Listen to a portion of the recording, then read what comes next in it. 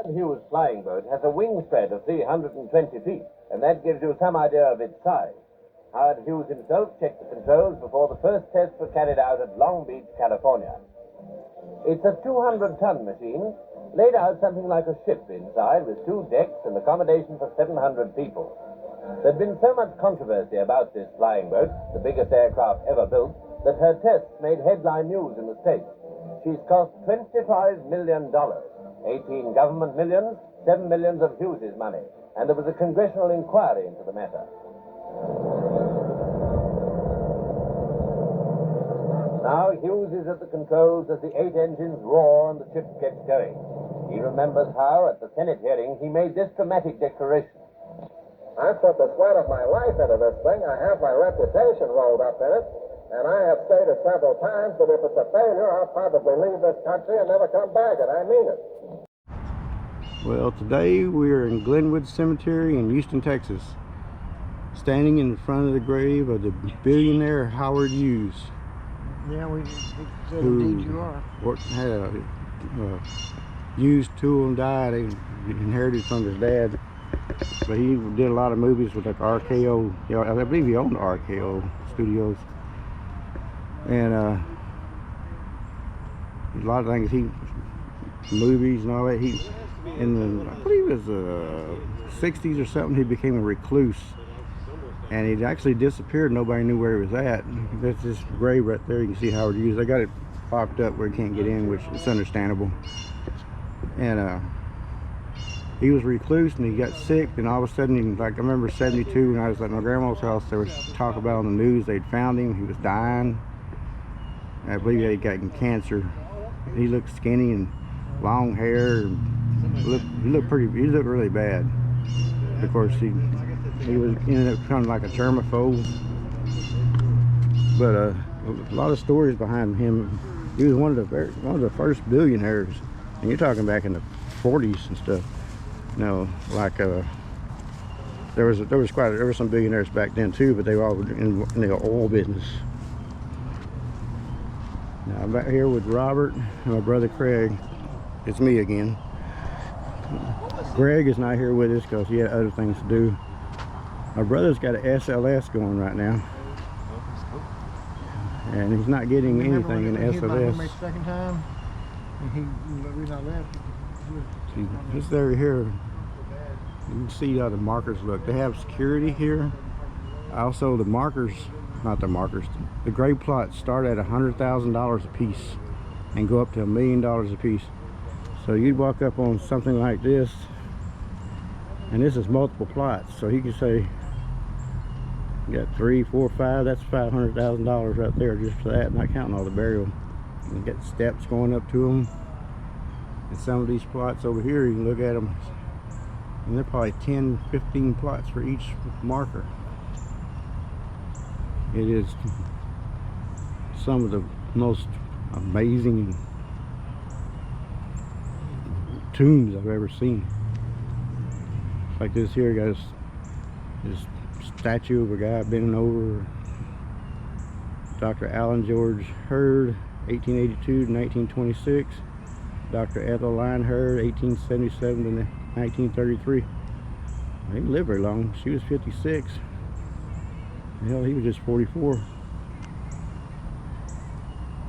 Here's something like a damn radio. Oh, this lady up there, she's up there trimming the ivy and stuff around that tomb up there, which is pretty cool. They take care of this place big time.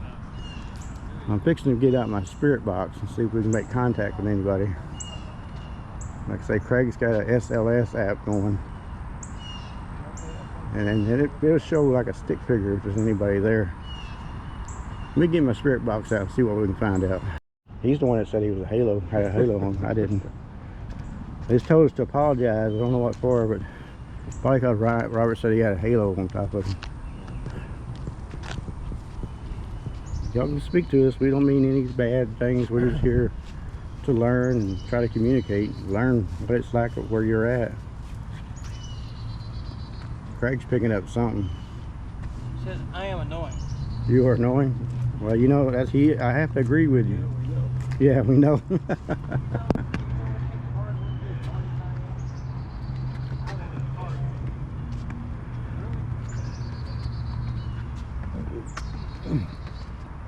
lot of stairs here. We went up here to one girl. Remember that girl we went to and she told us to get out? Get off her... Get off her... Here? Yeah, we're not from this area. We're from North Texas. Up around Fort Worth. Where are you from? Alright, whoa. Get up there. Last time I got up here pretty good.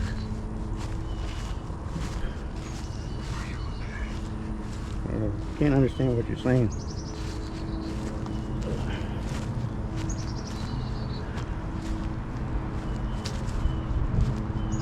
That's a mountain climb to get up here.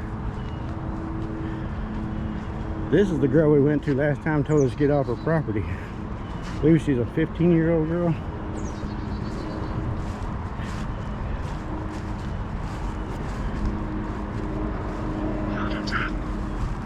This one said looking for me? This guy said he had a heart attack. He said looking for me. Yeah. Do you remember us? Told us to get off your property. You want to talk to us? Tell us what happened? Said heart attack. I think they're talking about the band. That climbing that hill, I almost went backwards. I did too. Did you? Came out of my shoe. Look for you.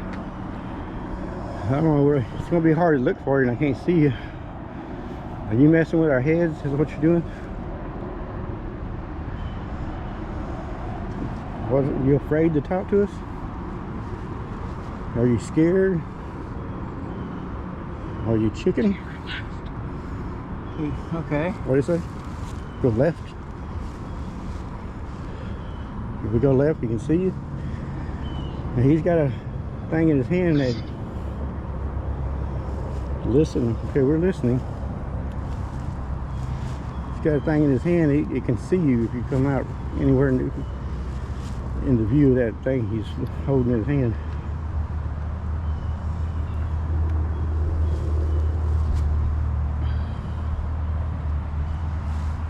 You can come talk to us. We mean no harm. We're here in peace and love and light. This guy Dwayne born in 1936. He hasn't passed yet. He's 90 years old. Unless he got remarried. It looks like his wife died in 2022. Put it on you. It shows you lifting up and lifting away. Your spirit is leaving your body, is what it's saying. Yeah. Well, hey, you don't believe, huh? Well, I'm out. He just asked me, what do you need? We need to learn what it's like where you're at. Is there an afterlife? Is there something after death? Robert. So, again, what's involved? How does it work? Yeah, what's involved? How does it work? See, Robert's a non-believer. He believes like when you croak or die, excuse me for that, that's all it is. There's nothing. Me and my brother, we believe there's something else. What's your name? What's my name? I don't know what your name is. Tell me your name. I'll tell you my name, Don. Nobody's showing themselves out here. They ain't got no love for us. You know how hard it was to climb that little mountain y'all got out here? Bunch of guys in their 60s. Now, Robert, rest in peace. Is that what do you mean rest in peace? I mean like you just lay there? Now my brother Adam, who passed, I get visions. He came to me and talked to me three times. I think the third time I finally asked him, what's heaven like?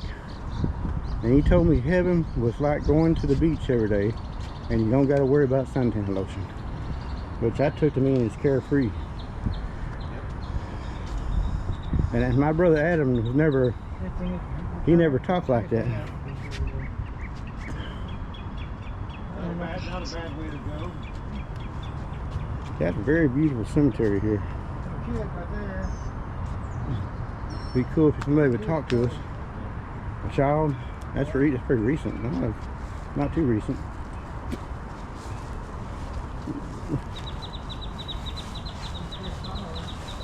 This is a heck of a view from up here. You got the Houston skyline back in that direction. It said white. White what? White light.